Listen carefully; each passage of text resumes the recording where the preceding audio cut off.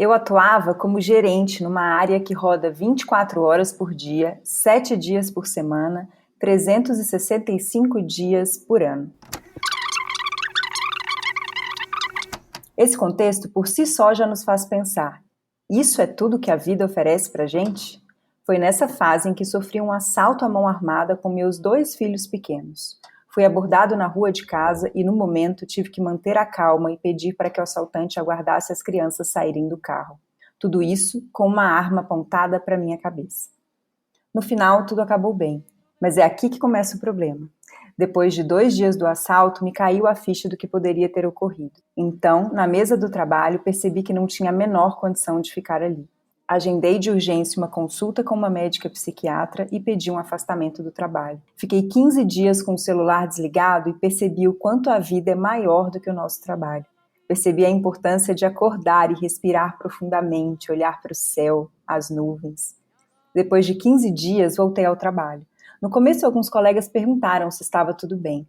Logo depois, não se falava mais sobre nada. Continuei fazendo acompanhamento psicológico e, quando mencionava que precisava me ausentar para as sessões, a resposta era um silêncio absoluto do meu chefe. Ninguém sabia lidar com a questão. Era claro o incômodo que eu causava por não estar naquele ritmo alucinante e priorizar o meu bem-estar.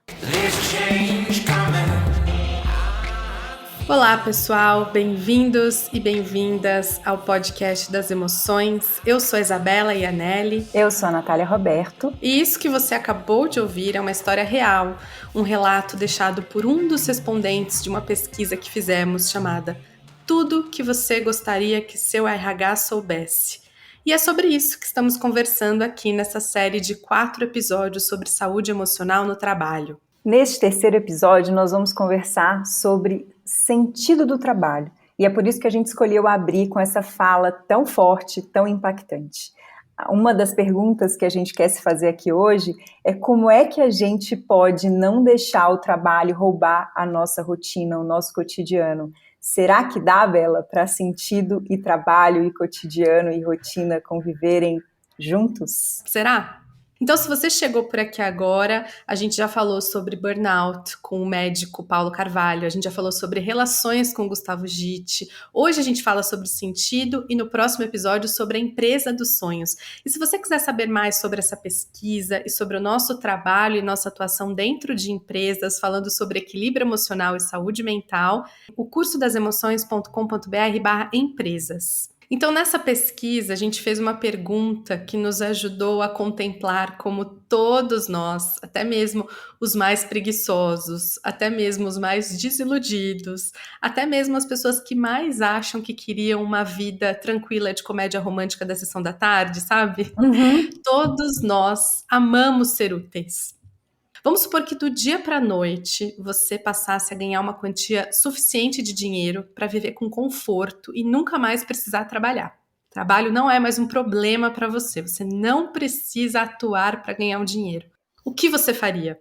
Foi essa a pergunta que a gente fez nessa pesquisa. O que você faria, Isabela, se você não precisasse trabalhar nunca mais? Eu teria uma vida de comédia romântica, de sessão da tarde. Que ilusão, né? Mas isso é muito interessante, assim, o primeiro dado é gritante, assim, quase 60% das pessoas que responderam a essa pergunta disseram que, se não precisassem mais do dinheiro para trabalhar, elas não parariam de trabalhar. Mas elas sim mudariam o trabalho que elas têm hoje. Por exemplo, você mudaria de empresa, ou abriria um negócio, ou faria um trabalho voluntário. Ou seja, essas pessoas, 60%, elas se ocupariam de alguma forma. Ô Bela, tem uma coisa tão impactante nessa resposta que esse dado, ele traz uma coisa super importante para quem é, sei lá, um líder, para quem está aí dentro de uma empresa, que é assim... Gente, as pessoas gostam de trabalhar, a gente gosta de servir, né? A gente não quer parar de trabalhar e ficar sem fazer nada, assim, porque a gente quer ser útil, né? Então, a questão que a gente conversou nos outros episódios, né, dos problemas de relações, né, desse nível altíssimo de burnout que a gente está vivendo, tem muito mais a ver, então, com a gente olhar para esse ambiente e se perguntar como é que a gente torna esse ambiente um lugar mais legal para esse servir, do que de não estar ali, né? Nessa pesquisa, a gente acabou deixando um campo aberto para as pessoas responderem com as próprias palavras. E isso dá para ver muito nesse campo aberto. Por isso que os dados dessa resposta são um pouco confusos, porque não somam 100%, né? Então, por exemplo, 11,3% das pessoas disseram que continuariam trabalhando exatamente no mesmo lugar. Isso é demais, né? Que é o mesmo número das pessoas que escreveram pararia de trabalhar, ponto. 11,3%. Então, é a mesma porcentagem das pessoas que falam desisto dessa vida e das pessoas que falam eu continuo no mesmo lugar. Se eu ganhar muito dinheiro hoje, eu tô fazendo a coisa certa. E aí, nesse campo aberto é que a gente vê esses insights que você colocou agora, né? Porque talvez a nossa primeira resposta mais rápida, ela vai ser tipo a minha resposta. Vou ter uma vida de sonhos, de comédia romântica, né? Vou fazer massagem, né? Vou fazer só coisas que me dão prazer instantâneo. Mas quando a gente abre a pergunta e deixa aberto, olha o que as pessoas falam. Nas palavras, elas dizem, eu pararia de trabalhar, porque é isso que elas querem contar pra gente nas próprias palavras. Mas nas entrelinhas, elas estão dizendo que vão oferecer muito ao mundo. Então tem gente que diz, eu pararia de trabalhar para poder criar e curtir de perto meus filhos. Criar e curtir os filhos é muito trabalho, É um trabalho danado. É muito trabalho. Então, assim, ela vai continuar oferecendo ao mundo. Começaria uma nova faculdade. Teve uma pessoa que colocou isso. Você imagina o trabalho que dá entrar de novo na faculdade. Muitas pessoas falaram que fariam outra faculdade. Maravilhoso. Então, assim, serviria ao mundo, né? Eu vou estudar para quê? Eu quero contribuir, de certa forma, com o meu conhecimento, né? Eu quero ser uma pessoa melhor. Várias disseram assim, reduziria a carga de trabalho, e a gente falou muito sobre isso nos 2 primeiros episódios, como isso é importante as empresas estarem atentas para novos formatos, porque isso é muito necessário no mundo atual. Tem gente que disse, eu me dedicaria aos trabalhos voluntários. Muitas pessoas, né? Que é um trabalhão danado, né? Tem uma resposta que me deixou muito encafifada, que é uma pessoa que deu uma resposta bem completa de como que ela pararia de trabalhar, só que esse parar de trabalhar dela vai dar mais trabalho do que o trabalho atual dela, porque ela fala assim, eu compraria um sítio, eu viveria de fazer produções artesanais de queijo, frutas e verduras orgânicas, festas nessas direções. Eu falei, gente, que trabalho que vai dar isso, né? Plantar, colher, gerir Mas é maravilhoso, não é? Porque mostra um coração que tá cheio de amor para dar, não é isso? Essas respostas? Eu acho que é isso. Todo mundo gosta de ser útil, né? Acho que essa é a resposta que fica pra gente, assim, mesmo quando a gente no fundinho fala, eu viveria de fazer só as coisas que eu gosto. Em algum nível a gente vai querer oferecer. Então talvez a pessoa que esteja ouvindo aqui a gente agora, ela esteja descontente com a carga horária do trabalho da empresa, ou então com as relações lá dentro. Mas uma coisa é muito certa, todo mundo gosta de oferecer. Será que tem um jeito da gente levar esse sentido do oferecimento, essa palavra chamada propósito, para dentro dos nossos trabalhos já, sem precisar esperar ganhar na Mega Sena? Será que dá para a gente não precisar mudar a nossa vida? Para a gente trazer um pouco mais de sentido para o nosso trabalho? E quando a gente perguntou na nossa pesquisa quais são os 4 itens fundamentais para uma empresa dos sonhos, assunto para o próximo podcast, um deles foi ter um trabalho significativo, o segundo mais votado. Então hoje a gente vai convidar alguém aqui para esse podcast que não só faz um trabalho com muito sentido, mas também criou esse seu ofício de hoje. E aí se você está aqui porque você é líder, ou RH de uma empresa, você vai perceber que hoje a gente vai para outro lugar com essa conversa, que talvez seja um pouco longe do que você esperaria do usual, mas pode confiar que a gente vai conectar essa conversa com saúde emocional no trabalho. Quando aparece a nossa Kombi amarela buzinando, buzinar, fui eu que criei, eu que ia, porque eu sabia que eu estava chegando com alegria, estava chegando com uma possibilidade de mudança, mesmo que fosse naquele instante. E nós anunciamos que tem comida boa, segura e com dignidade à disposição de quem está lá esperando. Gracias a la vida que me ha dado tanto.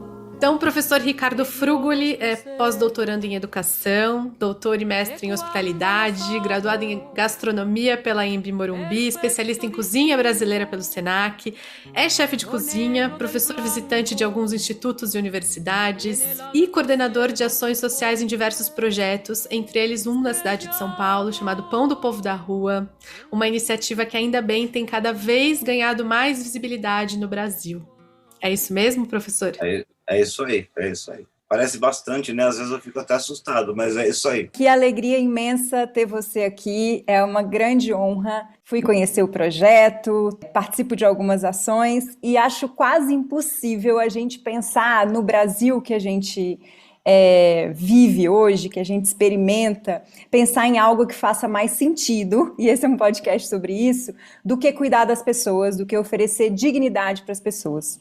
Então, para começar, eu queria que você pudesse nos contar um pouco o que é o Pão do Povo da Rua e como começou esse projeto. Muito legal. Muito obrigado pelo espaço, por estar aqui com vocês. Também é uma honra, né? O Pão do Povo da Rua hoje é um projeto que atua diariamente nas ruas de São Paulo, principalmente nas partes da manhã. A gente distribui para as pessoas 2 pães super nutritivos, que eles são 4 vezes mais nutritivos que o pão francês, que é o pão do nosso cotidiano cultural, né? Chama-se Pão do Povo da Rua. Ele tem uma receita que foi pensada para isso, foi pensada de uma forma onde esse pão seja mais macio, tenha mais gordura, tenha mais nutrientes. Então, através do chocolate, através da farinha integral, através da gordura, através de várias coisas juntos, a gente consegue fazer um pão muito legal. Então, a pessoa recebe 2 pães, um bolinho e um copo de chocolate quente. À noite, a gente faz algumas ações e daí a pessoa recebe a alimentação e um pão. E, às vezes, depende da situação, né? No inverno, a gente leva cobertor, manta, né? A gente leva e tenta fazer uma distribuição coerente dessas coisas. Agora, ele nasce, né, a partir da percepção da fome, né? Imagina só, eu sou da gastronomia, eu sou pesquisador em cozinha brasileira, então eu estava muito bem, obrigado, feliz, comendo e cozinhando e pesquisando. E quando começa a pandemia, em março de 2020, em poucos dias eu percebo a fome, né? Então eu começo a colocar o lixo na porta da minha casa e perceber que as mesmas pessoas que passavam ali, que pegavam a latinha, a garrafa, o plástico para reciclar, naquele momento elas não estavam meio que passando, elas estavam meio que paradas, né, porque não tinha para onde ir, mas que elas, quando viam um lixo, avançavam no lixo para buscar comida. Essa é uma cena que eu vejo constantemente, diariamente, hoje, no dia que a gente está fazendo esse podcast. Mas há 2 anos atrás, isso também era comum acontecer, mas não tão comum como ficou nos primeiros 30 dias da pandemia, onde houve um certo lockdown, a gente sabe como foi, mas, de qualquer forma, esses pontos de apoio, que são muito irregulares, os bares, restaurantes, o resto da comida, não estava mais disponível porque não existia mais resto. Não existia mais o consumo desses lugares, esses lugares estavam fechados, então não tinha resto. Com relação ao morador de rua, ele vive de algumas coisas, ele vive de pedir, né, que é um manguear, que a gente fala, ele vive do roubar ou da reciclagem, são 3 fontes principais. E naquele momento não tinha a possibilidade nenhuma, né, nem de roubar, porque não tinha gente na rua, então não tem que roubar, não tinha quem comprasse o reciclado, então não adiantava pegar o reciclado, e não tinha para quem pedir. Então foi uma situação bem extrema, e é a partir daí que a gente começa a servir nas ruas. Começa a servir a partir daqui, da minha casa, né? Começa a usar a minha cozinha, que ficou destruída por causa do impacto, do peso. Saíram daqui de casa 20 mil refeições, né? Então, a cozinha logo ficou destruída porque não estava preparado para isto. Mas é isto. O Pão do Povo da Rua está aí nas ruas de São Paulo, atuando todos os dias. Eu já tinha ouvido essa história, mas eu tinha ouvido de bastidores, nunca tinha ouvido você contar essa história. É um jeito muito bonito de abrir um podcast sobre sentido, em um momento em que essa palavra, né, propósito, tem sido tão distorcida assim na internet, né? Então, é bonito quando a gente vê o amor operar, assim, porque eu acho que não é nada além de amor, assim, você olhar para um ser humano, assim como eu, assim como você, assim como a Isabela, e desejar que ele seja feliz assim como você, assim como eu, assim como a Isabela, né? Então, eu acho que é isso que você faz diariamente. Eu tive a oportunidade de conhecer algumas pessoas que tiveram a vida completamente transformadas por esse projeto. tiveram, a partir do momento, conseguiram sair da rua, conseguiram ter uma casa para morar, uma comunidade, que é uma coisa que transforma a nossa vida completamente, né? Ter amigos, ter um fazer, né? Alguém cuidando da saúde mental, assim. Mas eu queria que você trouxesse números, assim. Hoje, qual que é o impacto do Pão do Povo da Rua na vida das pessoas? Já vi em um dia uma ação conseguir servir 2 panelas com 500 porções de jantar cada uma, assim. Então, em um dia, do projeto impactar a vida de 1.000 pessoas diretamente. Mas eu queria ouvir esses números de você. Então, olha, nós temos vários tipos de impacto na rua, né, que é essa população que é assistida e que é uma situação que a gente está só amenizando, a gente está minimizando a fome, a gente não está resolvendo nada, absolutamente. Essa população, que é a ponta, a gente tem uma média de 45.000 pessoas impactadas por mês, que vai dar aí umas 650 mil pessoas por ano, né, com as outras ações. Agora, nossa produção, né, de pães e bolos, né, porque a gente primeiro produzia pães, né, a ideia foi o pão. Primeiro porque é simbólico, né, pão está presente em todos os grupos do mundo como a base, né. Depois, num certo momento, lá no começo, começou a surgir muita doação de farinha individual. Você passa no mercado, compra lá 5 pacotinhos de farinha e doa. Essa farinha do mercado não é a farinha de pão, é uma farinha mais fraca, ela não servia para pão. Então a gente começou a fazer os bolos, os bolinhos, que são cupcakes, e a gente optou por uma linha brasileira, né? Então primeiro eu comecei a fazer o bolo da minha mãe, que era o bolo de fubá, daí comecei a fazer o bolo da Dona Zica Cartola, que é a mulher do Cartola, que também era uma pessoa humilde, e que teve que achar soluções baratas, né? Então ela tem um bolo de banana maravilhoso, e depois eu fui homenageando outras senhoras que eu conheço, o bolo de laranja da Dona Beatriz, o bolo de cenoura da Dona Lúcia, que é uma chefe importantíssima, e então a gente começou a levar o pão e o bolo. Então, entre essas duas coisas, né, pão e bolo, hoje nós temos 1.300.000 peças anuais, mais ou menos, né, produzidas. A gente atinge esse grupo, né, de 45.000 pessoas por mês, né, com essa produção, que é de pães e bolos, mas eu acho que o mais impactante, mais do que tudo isso que a gente está falando, são as pessoas que você já teve a oportunidade de conhecer e que a gente conseguiu trazer de fora para dentro, né? Então, num certo momento, em março de 2021, o ano passado, entrou um recurso, que é um apoio de uma empresa, mas é o único apoio fixo que a gente tem, de R$20 mil, né? Então, quando começou a entrar esse dinheiro, na hora, ele entrou por uma questão emergencial, a gente estava sem condições sem insumos, né? Na hora eu falei, posso com esse dinheiro, já que ele vai entrar por um tempo, que foi a promessa, eu tenho que aumentar essa produção. Naquela época a gente produzia metade do que a gente produz hoje, ou metade ou um pouco menos. Então eu corri atrás com esse dinheiro de começar a pensar em como aumentar a produção. Para aumentar a produção, eu preciso de insumo, eu preciso de gente. Falei, essa gente, quem pode ser? Por que não testar, né? Por que não tentar trazer essas pessoas que estão em situação de rua?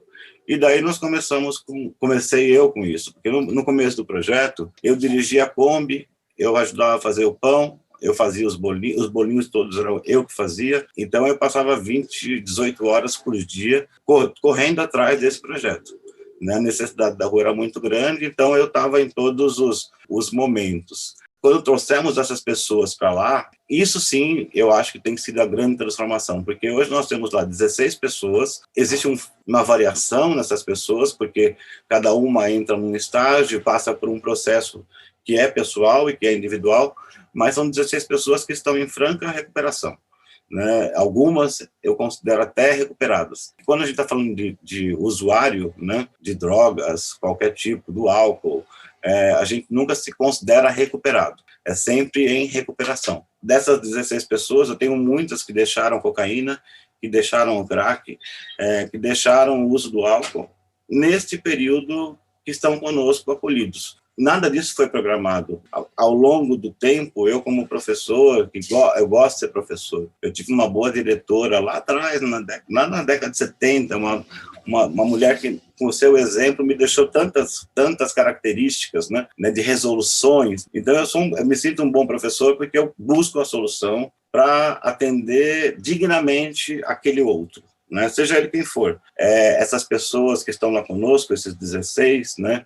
As 16 vagas, eles estão alojados, eles receberam dignidade alimentar, eles receberam sociabilidade, a gente leva eles ao teatro, a gente leva eles ao cinema, a gente leva eles ao restaurante. Aí você fala, ao restaurante, eles vão lá comer o menu do Jefferson Rueda. Olha só, o chefe número 7 do mundo acabou de sair aí. Eles vão lá e têm a experiência. Por quê? Porque a experiência dá essa amplitude na visão. Eu tenho levado eles nas feiras, né? Então, eu levei eles na feira de equipamento há um mês e pouco atrás, levei alguns na Bienal, do livro.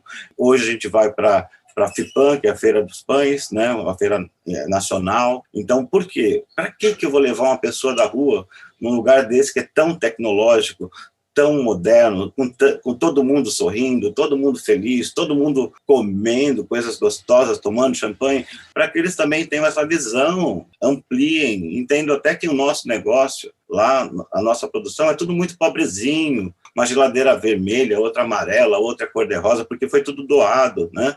Isso dá essa amplitude, e é isso que eu tenho tentado fazer. Então, acho que mais importante, inclusive, do que alimentar essas 700 mil pessoas nas ruas por ano, é ter 16 vidas em recuperação, né? E em franca recuperação. Então, isso sim é muito importante, isso sim eu acho que é um modelo que pode ser replicado, né, em muitos lugares, que ainda é muito novo, claro, tem muita coisa ainda para aprender, mas eu acho que pode ser replicado, e isso sim que é muito importante, recuperar vidas e principalmente provar que é possível tirar alguém da rua e transformar, dando oportunidade para essa pessoa, dando empoderamento para ela ser transformada, né? Nós temos casos ali fantásticos, né? Um deles hoje é o meu assistente, é o Ricardo Mendes, estava na Cracolândia, atuamos com ele durante meses conversando, até a hora que ele decidiu se internar e vir para o projeto. Então, ele se internou, veio o projeto, reinternamos ele mais um período, e hoje ele é meu assistente. Na verdade, hoje ele administra o projeto, né? E ele estava nas ruas até um ano e pouquinho atrás. Então, isso é fantástico, isso sim é muito legal e está acontecendo. Professor, é muito bonito a gente ter esse olhar de que é possível a gente não desistir, né? Não desistir da gente, não desistir do outro, assim. Só vai ficar bom quando for bom para todo mundo, né? Não tem jeito de ficar bom antes de ficar bom para todo mundo. Bom para todo mundo. Tem que ser bom para todo mundo. Hoje, ainda mais nessa situação que a gente passou, entendeu, viveu, da nossa de quanto nós somos perecíveis, né? Porque foi isso que me levou para a rua também. Eu nunca pensei em fazer isso que eu estou fazendo. Nunca. E olha que eu, em 2015, perdi um tio meu, tio de primeiro grau, meu irmão mais novo da minha mãe, perdi ele na rua, de frio, numa noite de São Paulo. Mas eu nem sabia que ele estava na rua, né? Foi triste, dolorido, mas de qualquer forma, passou.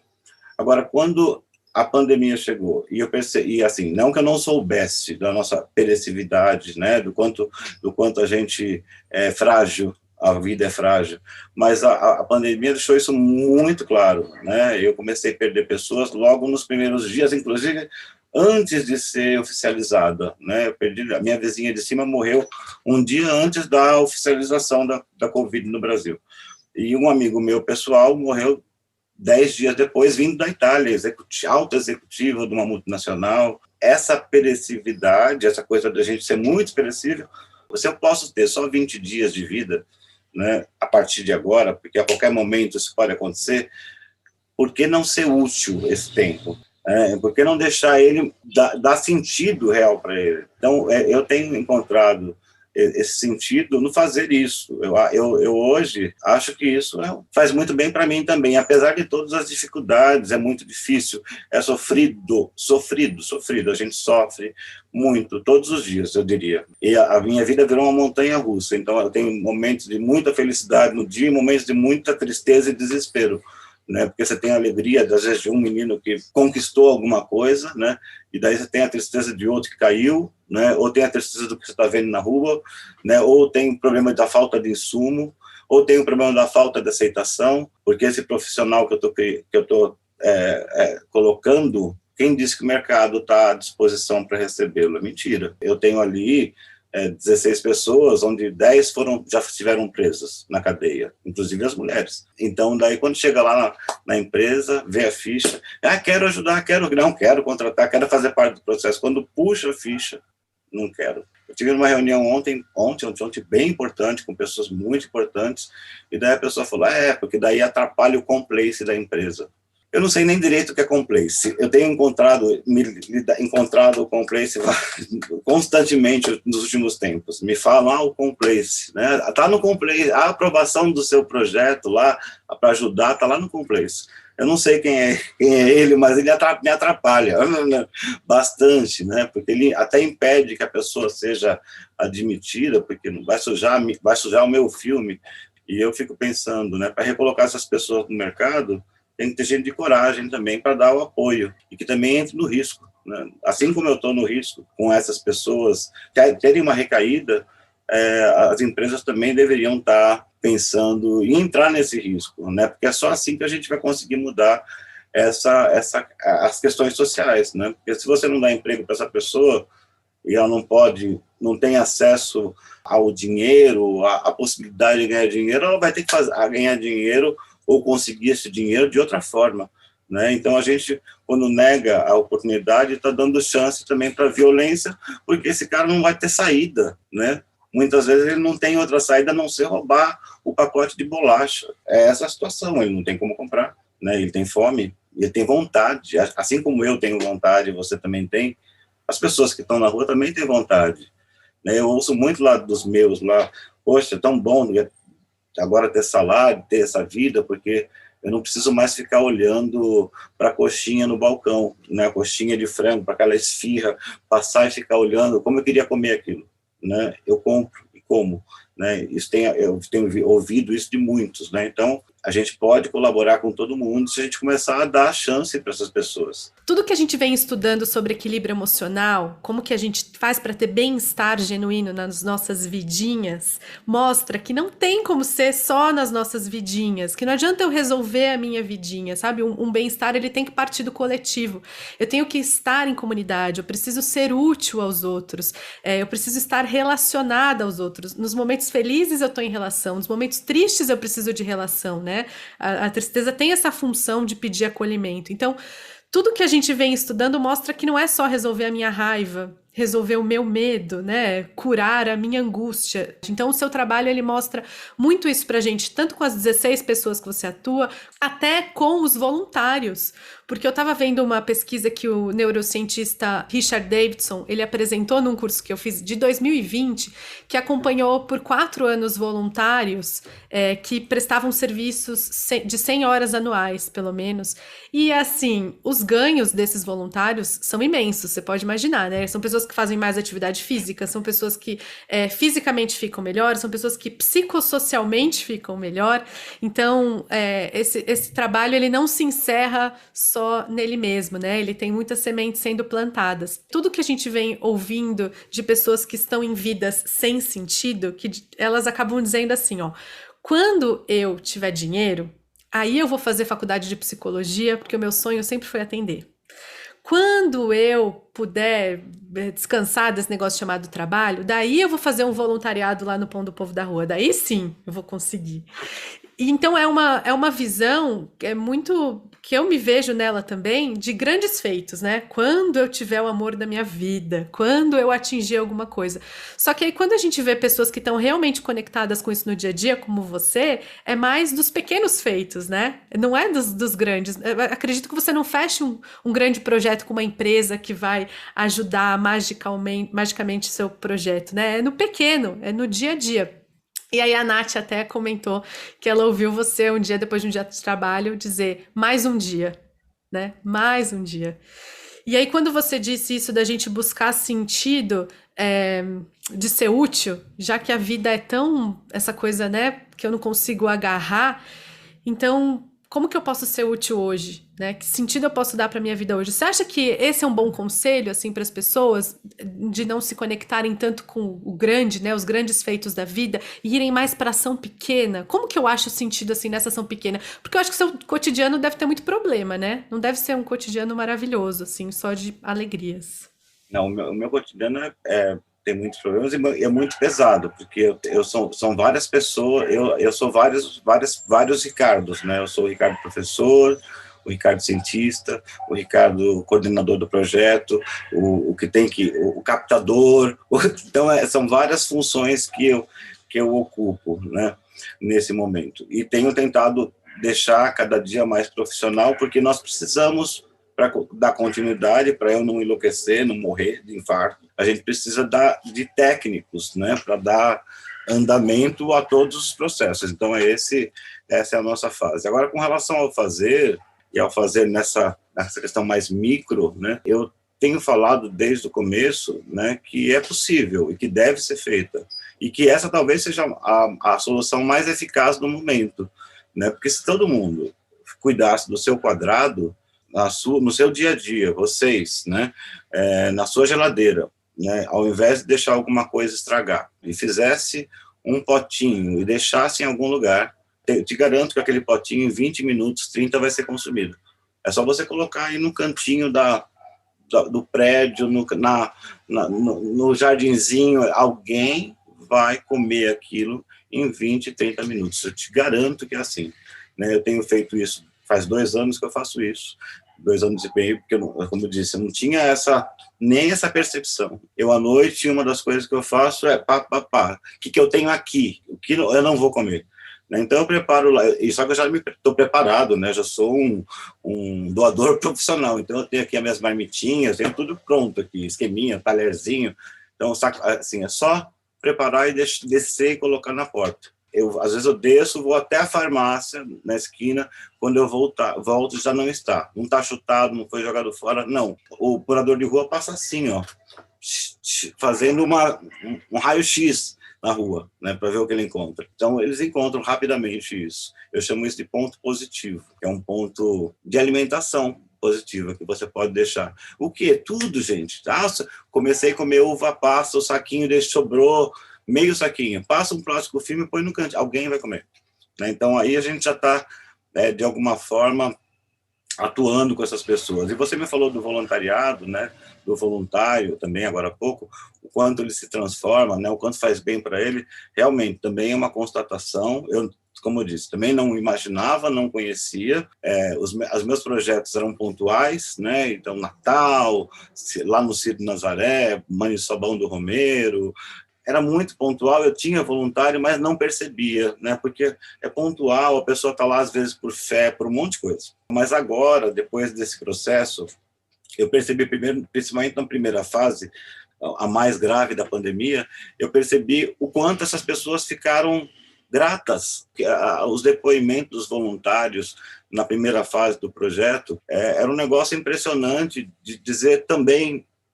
A minha vida foi salva por esse projeto. Eu falava, gente, como pode isso? Né? A gente está tentando salvar as pessoas na rua. Eu te juro que foi um negócio, um processo largo, né, de pessoas dizendo isso, que elas foram salvas pelo projeto e elas eram voluntárias, executivas, médicos, que tinham a sua função social, não tinham perdido seu emprego, mas se sentiram salvas por poderem ter feito alguma coisa e não ficarem em casa enlouquecendo com a televisão. Né? Hoje a gente entende muito mais o que é o voluntariado. Teve uma imersão da cidade de São Francisco, nos Estados Unidos, para entender como a gente pode melhorar. Então, a gente teve instituições que estão há 30, 40 anos fazendo isso, desde o HIV, instituições que surgiram para atuar dessa forma emergencialmente e que se organizaram e que estão organizadas hoje. E lá nós entendemos muitas coisas com relação ao voluntariado. Muitas. A gente aprendeu muito. Não só ficamos lá invejados, né?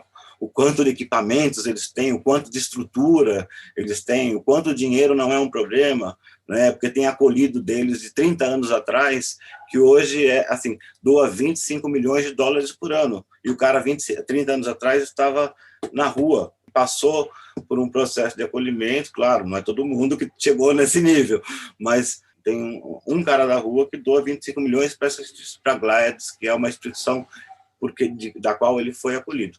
Olha que maravilha, né? Hoje eu vejo o William, que é o nosso motorista, né? Que antes ele corria atrás da Kombi para comer o bolinho, ele comia o bolinho em vários pontos, né? Hoje ele quer ser médico, né?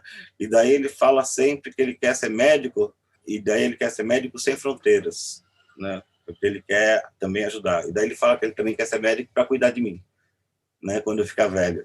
Então não é maravilhoso isso, né? É muito maravilhoso, né? É muito bom. É muito maravilhoso, porque vira um ciclo vicioso da bondade, né? É muito lindo isso. Eu estudo o ciclo da dádiva, né? Que é a teoria da dádiva, é a teoria que tem a hospitalidade está baseada na teoria da dádiva, que é lá de 1900 na década de 20, né? E foi escrita pelo Moss, né? Onde ele observou, através de outros trabalhos de outros antropólogos, né, que a dádiva, né, que as coisas circulam assim: dar, receber, retribuir, dar, receber, retribuir. Esse é o processo que nos une. Então, quando eu convido você para almoçar, daí eu vou lá, você vem almoçar. Quando você chega aqui na minha casa, você acabou o almoço, fala, agora o próximo é na minha casa. Aí eu vou na sua casa.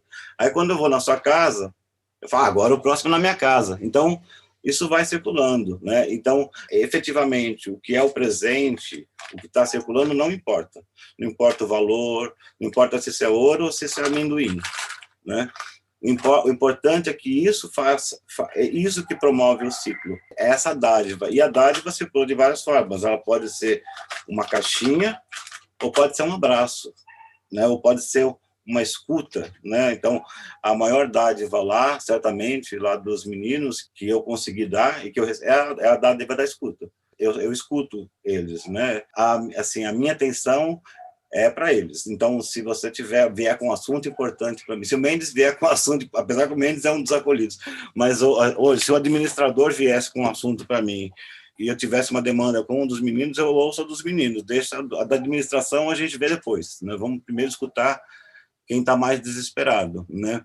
E às vezes é uma bobagem, às vezes é para contar alguma coisa, é para dividir alguma coisa, porque essas pessoas precisam da sociabilidade, de alguém que se importe, né? E às vezes eu nem tenho todo esse tempo, mas eles acham e acreditam que eu sou deles e que tenho todo o tempo do mundo, e eles sabem que eu estou à disposição deles. Então isso é muito legal. Tem um pesquisador que a gente já citou aqui, chama Cort Landau, que ele fala sobre essa palavra chamada propósito, que uma pena que essa palavra tenha ganhado a internet de um jeito, às vezes, até danoso, porque a pessoa acha que ela tem que encontrar um propósito na vida, né? E ele desconstrói isso completamente, assim, porque ele defende que a gente traga o sentido para o nosso cotidiano. Tá maravilhoso o dia que a gente ganha a notícia que uma empresa vai depositar 20 mil reais por mês no Pão do Povo da Rua e que, por isso, a gente pode oferecer dignidade para as pessoas. Vamos ficar felizes, maravilhoso, vamos comemorar. Mas que a gente não precisa ficar refém desses grandes momentos para que a nossa vida tenha sentido. E aí isso, para mim, se conecta muito com tudo isso que você está falando, né? Porque a história do Mais um Dia, que a Bela contou, eu acho muito bonito, porque é quase que como assim, a gente não vê como algo muito grandioso. É mais um dia, a gente vai ter que continuar fazendo isso, entendeu? É isso, você vai disponibilizar a sua escuta quantas vezes forem necessárias para os meninos, porque escuta é também manifestação de amor. A atenção transforma a vida das pessoas. Pensando em dois tipos de pessoas que possam estar ouvindo esse podcast. Um é aquela pessoa, liderança da empresa, que a gente vai chegar nela, porque também quero que a gente tente trazer recurso para cá e como é que a gente pode conversar com essa empresa. O outro é um funcionário que está ouvindo a gente e que quer esse sentido na vida. Todo mundo quer ser feliz, todo mundo quer isso, né? E aí, às vezes, como a Isabela falou, às vezes a gente fica esperando que a gente possa ter a ideia que vai fazer, né? Não chegou o momento que você teve uma grande ideia, isso aconteceu na sua vida. Como é que a gente pode trazer mais sentido para a nossa vida sem que a gente precise largar um emprego? Não é disso que a gente está falando, né? A gente pode continuar fazendo exatamente o que a gente está fazendo, mas olhando para as pessoas dentro da empresa, olhando para as pessoas fora da empresa, né? Você trouxe um negócio que eu acho que a gente tem que começar a escrever sobre isso virar prática. Doador profissional. Você falou, eu sou um doador profissional. Primeiro queria fazer essa conexão, né, para quem está ouvindo a gente, não sei se você concorda, professor, que o sentido, ele está no cotidiano, nesse mais um dia. E aí só para completar, né, tem uma outra coisa muito bonita que acontece na rua, é assim, parece que, do jeito que você está falando, né, eu já, já te mirava, já virei sua fã mais ainda. Obrigado. Mas na rua, quando você está lá na rua, o que acontece é que você muitas vezes é duro com alguém que vem assim. E isso me impressiona muito. E as pessoas têm o maior... Não só os 16 meninos, que eles têm uma devoção por você, eu já comentei isso com a Isabela, mas o morador de rua, primeiro assim, as pessoas começam a perguntar, o professor veio hoje, então você criou uma conexão com essas pessoas, mas é uma conexão pela compaixão, não é que pode tudo. Então, eu já vi você ser duro com alguém e falar, olha, você tem que ir para a fila, não dá para não ir para a fila. E aí o cara fica bravo, vai para a fila meio bravo e tal, só que na hora que ele chega, depois que ele enfrentou a fila e que ele te encontra de novo, você, com o maior amor do mundo, entrega o cobertor, né? Então, assim, é uma dureza que é uma dureza pela compaixão, porque você entende que aquilo é o melhor para ele. Ele precisa aprender a ir para a fila, porque ele também precisa aprender a viver em comunidade, assim. Então, só para fechar, assim, eu queria que você falasse um pouco sobre esse sentido no cotidiano, né? Como é que a gente também não precisa esperar? Essa pergunta me marcou muito. Se eu tenho mais só 20 dias de vida, talvez eu não possa largar meu emprego, porque eu tenho uma conta para pagar no final do mês, mas dá para fazer muita coisa no dia a dia, né? Assim, dá para a gente olhar para as pessoas, basta a gente olhar, né? Com relação ao ser duro, eu sou realmente muito duro, e eu sou duro por muitos motivos, porque, para ser justo, de primeira coisa, né? Porque se eu permitir que eles deem a regra, né? A regra deles é tentar se salvar, está todo mundo tentando se salvar, e eu não consigo salvar todos, então eu tenho que colocar no mínimo uns parâmetros para eu me sentir correto com a coisa. Então, a fila é a fila. Se a gente determinou que tem prioridades na fila, e que as prioridades são idosos, mulheres, gays, trans, porque são essas pessoas que são agredidas, né, às vezes numa fila. Então, a gente segue essa regra, mas sempre na tentativa de ser justo. Então, eu evito que duas pessoas recebam o mesmo produto, um cobertor. E eu sei que o cara vai tentar conseguir o segundo cobertor para ele, porque é a questão da sobrevivência dele, ele quer mais para ele. E eu sou bem duro, eu sou duro com os voluntários, porque às vezes o voluntário não entende e quer atender aquela pessoa que está dando um golpe entre aspas, né? Tentando sobreviver, ganhar mais um cobertor. Então eu sou duro com todo mundo, mas é pela justiça. E para fazer isso funcionar, porque eu tenho que ter um mínimo de coerência, já que eu que estou pensando nisso, então eu tenho que pensar que hoje você recebe cobertor, aí amanhã eu pulo você, recebe outra região, é uma questão de coerência. E com relação ao que você falou antes, né, aquela coisa de todo mundo pode estar dentro de um processo, você pode doar o seu tempo e ser voluntário como você faz, né, isso é uma forma de estar no processo. Você pode doar recurso, você pode doar insumo, você pode ter um bom contato, né? Um contato de uma outra pessoa que seja gerente da fábrica de farinha. E daí você fala, olha, gerente da fábrica de farinha, tem esse pessoal daqui que precisa de farinha. Então, você pode atuar de várias formas, né? A nossa dificuldade hoje é de furar essas bolhas, né? E essas bolhas, elas vão aos poucos sendo furadas por pessoas que estão ao lado. Eu tenho uma psicóloga que foi lá 2 anos atrás para ser voluntária. Ela não foi voluntária, olha só. Por causa do Covid, ela estava cheia de receios. Ela nunca foi voluntária do projeto.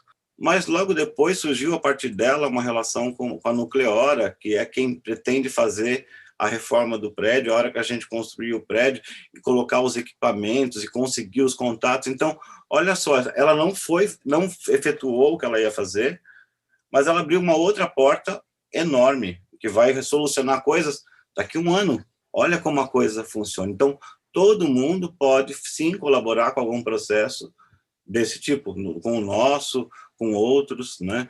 E até individualmente, quando eu falo que você pode pegar e fazer uma marmitinha, pôr na sua porta, existem várias formas de você estar dentro de um processo, né? Neste momento, onde a gente atravessa no Brasil uma das piores crises, né? Então, a gente não está falando só da população de rua, a gente está falando da população em geral, né? Aqui em São Paulo, a gente vive uma crise humanitária, onde você tem aí oficialmente 43, 44 mil pessoas na rua, fora os que não foram contados ou não foram previstos. Voltamos ao mapa da fome, né? Voltamos a ter que pedir ajuda ao São Betinho, né? Para nos olhar por nós, né? Porque a população está com fome. Então, certamente, pessoas que você convive, que você que está me ouvindo, né? Convive com pessoas que estão passando por insegurança alimentar neste momento. E essa pessoa pode ser quem? A sua colaboradora que arruma a sua casa, a faxineira da empresa que você trabalha e que serve o seu café. Pode ser que ela precise de 5 quilos de arroz, né? E você pode ajudar. Porque talvez você não possa resolver a vida dela toda, mas se você der 5 quilos de arroz, alguém der 2 de feijão, então você consegue resolver. Então, não fica esperando, vou fazer psicologia para um dia, não, faz agora. Né? Faz com o que você tem, faz com o que você pode, porque nós, no Brasil, estamos precisando de solidariedade para sobreviver. Nós só vamos sobreviver e passar por esses próximos tempos, né? Que não acabaram, que são duros e que vão continuar duros, através da solidariedade. Né? Então, ela precisa estar presente, não só comigo, mas também com você, com a outra. Então, se cada um fizer um pouquinho, né, vai minimizar. As pessoas só têm que entender que elas acham que elas entregam uma cesta básica e acham que está resolvido. Uma cesta básica não dá para nada, né? Uma cesta básica dessas caixinhas que a gente vê não alimenta uma família uma semana. Então, uma família de 4 pessoas precisa de 4 cestas básicas dessas padrõezinhos que a gente vê, que as pessoas doam. Então, a gente tem que compreender que o outro come igual a gente, que tem necessidade igual a gente, né? Que ele precisa de coisas igual a gente. Se a gente entender isso, a gente divide mais. Então, professor, quando você estava falando da inserção dessas pessoas no mercado de trabalho, né? Você falou, a gente precisa de gente de coragem e a gente precisa de gente nessas empresas que topem assumir o risco como eu estou assumindo. E eu acho que isso tem a ver com não desistir, né? Não desistir do outro, não desistir da nossa sociedade, não desistir do bem coletivo, né? A gente falou sobre isso, assim, peitar o negócio, né? Peitar essas coisas, falar assim, bom, enquanto não tiver bom para todo mundo, não vai estar bom aqui também, né? E o que a gente viu nessa pesquisa que a gente fez é que virou uma pandemia de saúde mental, né, dentro das empresas, e boa parte disso está conectada a uma desconexão, tipo, do resto, assim, né, do social, assim. Eu imagino, professor, que venham muitas doações de pessoa física, né? Eu vejo a divulgação de vocês, mas um projeto como o Pão do Povo da Rua é importantíssimo, um fôlego mensal, né? Isso é importantíssimo. Além disso, além dessa inserção dessas pessoas dentro da empresa, oferecer emprego, né? Oferecer um salário, o que mais que você teria para dizer para as empresas, né? Como é que a gente pode não se desconectar tanto disso? Como é que a gente pode trazer as empresas para perto dessa conversa? E aproveita também, se tem alguma empresa aqui ouvindo a gente que queira ajudar o projeto, como é que faz isso? Se a empresa estiver aí, oi, empresas, né? Eu acho que as empresas devem primeiro se associar a ações positivas, né? Como essa, né? Não é só a minha, tem um monte de ações positivas por aí. Eu acho que a nossa é um belo exemplo. Para vocês terem ideia, hoje o nosso custo é de R$110 mil mensais. A gente tem um único apoio fixo de R$20 mil. Então, faltam 90, que a gente tem que correr atrás todos os meses, e esse é o maior problema nosso hoje. A solução para as coisas a gente tem e dá, né? Mas o correr atrás do dinheiro é que é cansativo, pedir é chato, né? É exaustivo. Estão 2 anos e meio pedindo e a gente tem conseguido milagrosamente sobreviver. Mas seria muito mais tranquilo se algumas empresas se estivessem sensíveis, né? E acessíveis, né? O duro às vezes é chegar nessas empresas. Eu vou levar eles hoje na Feira do Pão, eu tive ontem lá na Feira do Pão. E acontece uma situação muito engraçada. Por exemplo, tem uma empresa chamada Anaconda, né, que é uma empresa de farinha grande, né, não sei se é tão importante, mas é grande. E eu, Ricardo Frugli, o professor doutor Ricardo Frugli, em hospitalidade, com 14 anos, foi acolhido nessa empresa, Anaconda de farinha, né? Então, eu fiz o Senai por 1 ano e meio, recebendo bolsista da Anaconda, né? Recebendo meio salário mínimo por mês, né? E eu sou eletricista. Por quê? Porque a Anaconda, né, foi a minha patrocinadora. E hoje eu não consigo entrar na Anaconda para falar eu preciso de farinha.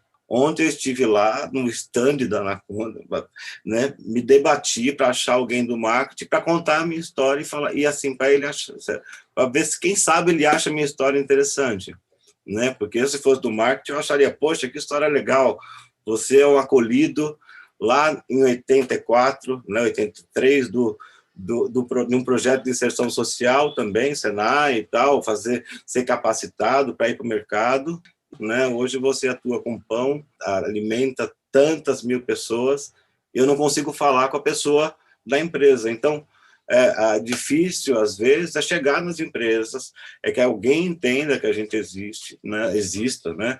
É o furar da bolha mesmo. Então, empresas que estão nos assistindo, nós precisamos de ajuda, pessoas que estão nos assistindo, nós precisamos de ajuda. Então, você, de repente, pode fazer a sua doação pessoal, mas, como eu disse agora há pouco, de repente você conhece o cara da farinha, da Anaconda, lá e fala assim, olha, brother, né, o Ricardo foi, né, é isso aqui, abre a porta para ele aí, né, o que falta muitas vezes é a abertura de portas, né, tá todo mundo preocupado com esse tal de compliance, né, que eu não conheço, né, mas o fazer real, né, é abrir a porta, abrir a escuta, né, prestar atenção, mas parece que as pessoas estão muito ocupadas com muita coisa, com muito papel para preencher, com atender o compliance, né? E daí não atende realmente as coisas que precisam ser atendidas, né? Certamente, 5 empresas resolveriam esse problema, talvez uma só resolveria esse problema, e a gente tem só uma empresa da Suíça que está aqui como vendedora de coisas e que está apoiando com essa quantia lá, não sei, 3 mil euros, 3 mil, que dá 20 mil reais por mês. Né? Mas, gente, será que não tem ninguém aqui? Né? Aqui em São Paulo, né? Cidade tão pobre, né? Será que não tem aqui? Maravilhoso. A gente vai chegar na Anaconda. Vamos fazer esse. Chega lá. Eu tô com o cartãozinho do cara. Na semana que vem ele falou, conversa. Posso mandar um e-mail para ele. Quem sabe ele vai ler meu e-mail, né? Vamos nessa. E vocês têm um projeto de eventos para empresas também, não é? Conta desse projeto. A Nath falou, já fiquei super animada. Conta também como é que te acha no Instagram, como que te ajuda. Assim, a gente tem tentado buscar formas de sustentabilidade. Faz tempo já que a gente tem tentado. Eu sou banqueteiro, né? Eu sou pesquisador da cozinha brasileira e o que eu fazia até a pandemia surgiu para nós com possibilidade de sustentabilidade do projeto Pão do Povo da Rua. Uma das coisas que a gente quer é vender algumas coisas. Então, a gente quer vender sonho, a gente quer vender uns biscoitinhos lá, colocar no mercado. Mas uma outra possibilidade é prestar serviço em eventos. Então, coffee breaks, coquetéis, banquetes. Eu sou um profissional de eventos, então eu vim do turismo, da música e fui para a gastronomia. Em todas elas, a coisa é produzir e perfeição, né? Então, a gente começou a servir coquetéis, coffee breaks. A gente tem sido muito feliz com isso, porque é uma oportunidade de eu ficar feliz, né? Porque eu estou fazendo umas coisinhas muito legais, né? Mas nesse caso, de eu também poder dividir o meu conhecimento, né? Eu fui um dos maiores produtores do Brasil na música, trabalhei com os grandes nomes, trabalhei com Mercedes Sosa, né? Aliás, a nossa Kombi chama por causa da Mercedes Sosa. A Mercedes Sosa foi minha mãe de alma. Então, a ideia agora eu estou mais feliz ainda, porque agora eu também posso estou dividindo o que eu sei, né, nesse novo espaço, com essas pessoas. Então, a gente está à disposição para fazer o seu coquetel, o seu coffee break. A gente atendeu essa semana a Unesco, chiquérrimos, né? 20 pessoas vieram da França, né? E comeram lá comida brasileira, ficaram impressionados não só com a comida, como com o projeto, me convidaram para ir para Paris. Então, tudo isso é importante. Agora, quer nos ajudar? pãodopovodarrua.com.br é o nosso site. Se for no Instagram, Pão do Povo da Rua. Eu, professor Ricardo Frugoli. E nosso Pix, né? Importantíssimo, é 31721-081-1000 ao contrário, 42. Né? Então, o nosso CNPJ é o nosso Pix. E, como eu disse, contribuir de qualquer forma, não precisa ser só com dinheiro. Pode vir, pode trazer insumo, pode fazer o contato com a fábrica de farinha, tudo ajuda, né? Professor, sem palavras, estou vendo que a Isabela também está, porque ela está assim aqui, muita alegria te ouvir, espero de coração, sei que a Isabela também, que as pessoas que ouvirem esse podcast queiram e se engajem em apoiar o projeto, porque o projeto é muito genuíno e, enfim, está transformando a vida de muitas pessoas, então que seja benéfico, que essa conversa possa se espalhar de muitas formas. Obrigada. E saibam que vocês ajudam também. Eu tive uma situação, e essa meia situação de todos os podcasts, de todas as entrevistas, né?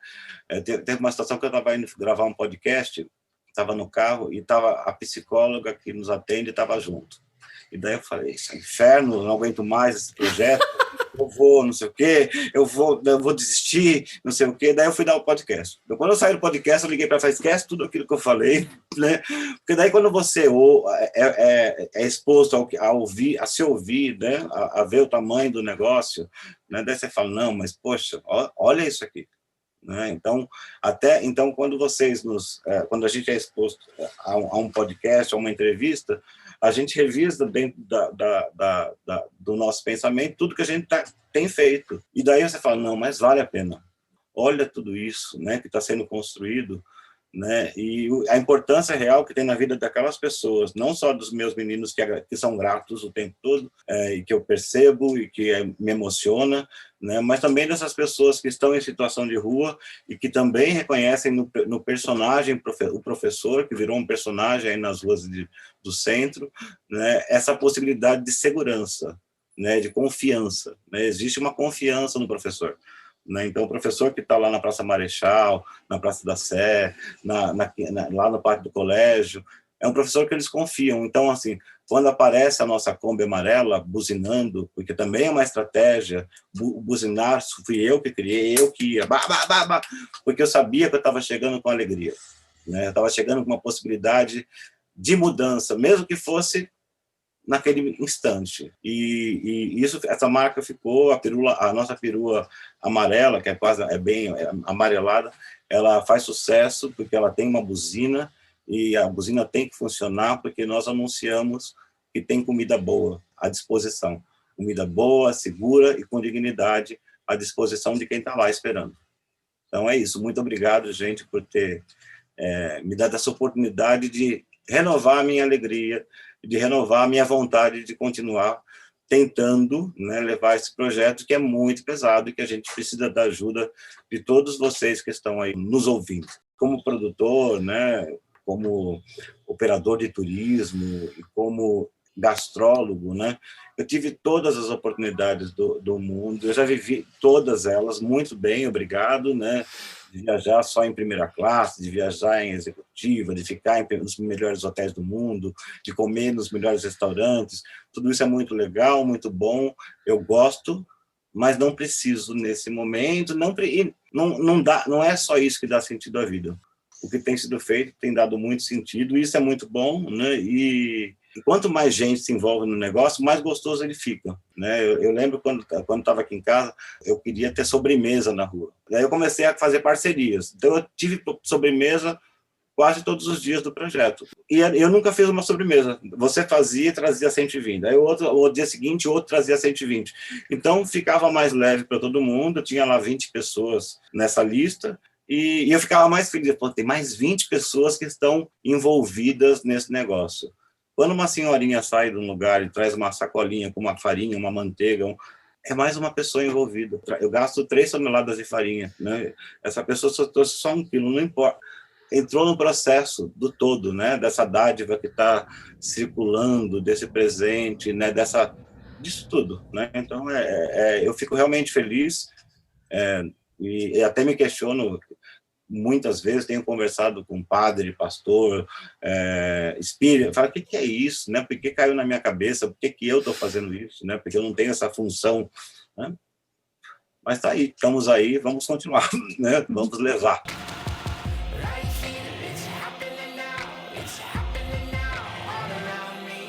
Você percebeu que ele trouxe uma prática maravilhosa? Se Qual? a gente estiver aqui, assim, deprê, achando que a nossa vida não tem sentido, é só a gente virar um doador profissional, tá fácil. Eu adorei isso. Quantas oportunidades que ele deu pra gente poder ajudar, ir atrás, buscar sentido nas pequenas coisas do nosso cotidiano, se conectar com os problemas sociais. Acho que essa é a maior lição que fica dessa conversa, né? Então, como que a gente pode ajudar de alguma forma? Como a gente pode ganhar sentido na nossa vida fazendo bem pro outro? Seja dentro da empresa, seja também, por favor, fora das empresas. Correr risco, Bela. Achei importantíssimo. Tomar coragem, né? Lembrar da teoria da dádiva. Colocar a pessoa em primeiro lugar. Muitos aprendizados depois de hoje. Muitos, muito inspirador. Bom, estamos prontas para o nosso próximo episódio e último episódio dessa série. Empresa dos sonhos. Que não está desconectada de tudo que a gente falou, né? Não está desconectada de sentido, de relações, de exaustão. É isso. Então até lá. Até lá. There's change coming. There's change coming.